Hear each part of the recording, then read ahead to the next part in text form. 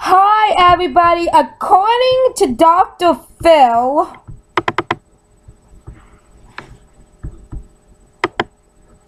he says children learn what they live. What that means to me is that children copy parents and friends that are older than them, and they live what they learn. I disagree and I agree with that. I came from an abusive past, and I am totally the opposite of the abuse I've had. I am nicer because of what I've been through.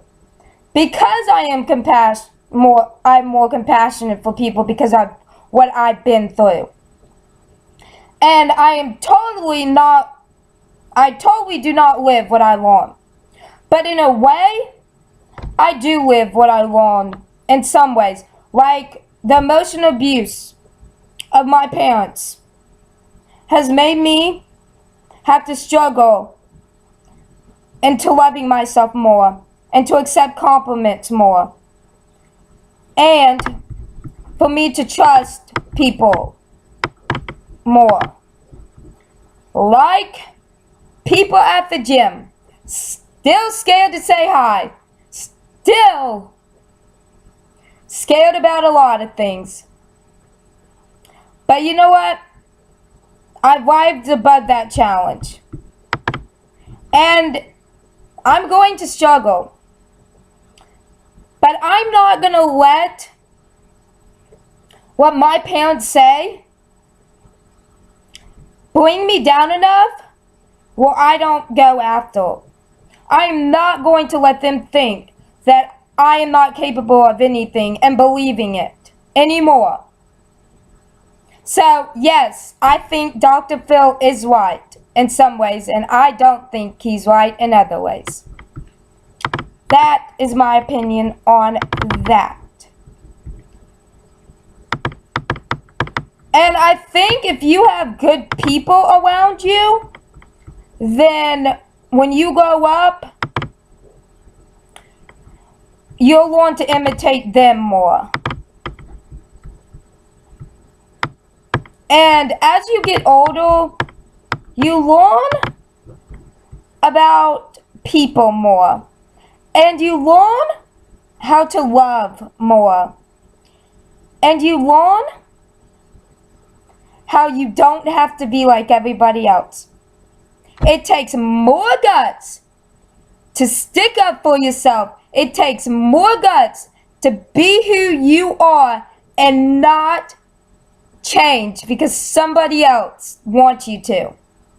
It takes more courage to speak your mind than it does to be quiet or to be insecure. And I am not perfect. I fall down and get back up just like everybody else. Sometimes I fall harder than everybody else because of my disorder and disabilities. I have to work harder at learning things than most people. Like, for instance, my trainer keeps teaching me the same exercise over and over again. I don't get it half the time. Or it takes me longer to get it. Sometimes he gets impatient. So I wish people wouldn't get impatient with people with ADHD when they're trying. Oh, and it's ADHD Awareness Month. First of all, people, we listen to you. It's not that we're not listening, it's just our mind is on other things. So we're listening to you, we just aren't focusing on what you say. Because most people with ADHD could have 1,000 or 100 things pop in their mind while you were talking. Or we might think we heard something you said, but because our mind is focused on something else, we didn't really hear what you say. But that doesn't mean we're not listening. Sort of. That doesn't mean we didn't hear you. It just means that we didn't hear you all the way. Anyways, bye.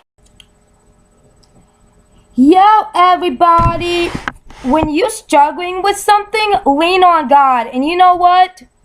God has a plan for the mess ups in your life.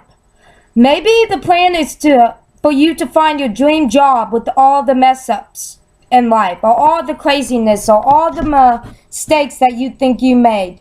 God has a plan for those mistakes, and the good, and the bad things in your life. Maybe the plan is to learn more about yourself, or maybe the plan was to lean on God more, or maybe the plan was that you needed to let go of something, or maybe the plan was to teach you how strong you really are. God uses bad situations and make them better most of the time. So when you're in a bad situation, or you think your life is over because something happens, remember, God loves you, and there is a greater plan for that bad. And maybe, as I said before, maybe your mess ups is going to turn around and help somebody else in that situation, or comfort somebody else in that situation. I'll give you a perfect example. I was so hopeless yesterday, the last 2 days, because of my back. And I didn't think I was going to be able to do my hopes and my dreams this month or next month. Because I've signed up for like 3 different races this month and a mud run. And then my marathon is November the 9th. I didn't think I was going to be able to do it. And because I hurt my lower back doing an 8-minute ab workout, which, by the way, I am going to defeat that 8-minute ab workout. I am going to do the thing that hurt me. I'm not going to let that scare me in trying to do an 8-minute ab workout again. I'm not going to let that defeat me from reaching that goal. And that is when transformation begins, according to Chris Powell, is when you do the things you were scared to do, or you do the things you don't think you can do. Is when you know what you are made of, and you learn a lot about yourself. That is why I want to do a Tough Mudder, and I want to do all sorts of things that I have written down. Because I want to do the things that I don't think I can do. Or I want to challenge myself and to do the things that I think I'm going to fail at. And whether it's climb a mountain, then write that as a goal. Or whether it's to go in a skating competition, go. Or whether it's to learn how to shoot a gun and go in a gun competition, do it. Go after your passion. Go after your hobbies. Go after what you want to do in life. And make a short-term goal of stuff and a long-term goal of that stuff. And work towards that goal each day.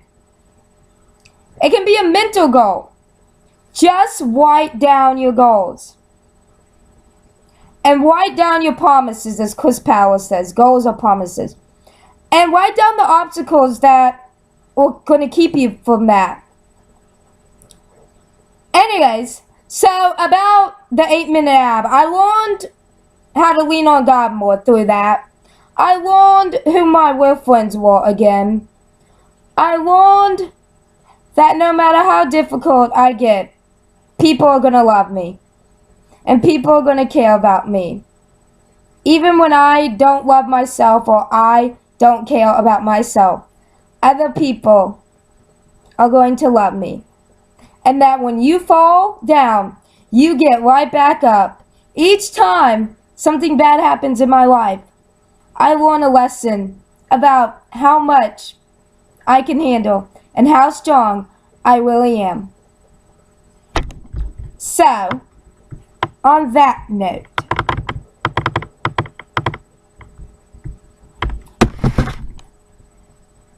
my God never dies. He is surely alive. He's living on the inside. He's living in my heart and my spirit. He's living all around me. He's walking through me. He wants to know more about you. He loved you.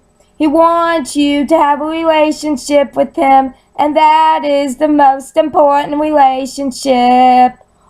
And all this land and all the stars and all the earth is a relationship with the Lord. The Lord is my boyfriend. He's my first love. Anyways, I met my new boss. She's a woman. She is kind and friendly so far. I feel so better about having a new boss. And I learned through all the struggles this month that I need to quit worrying as much and lean on God.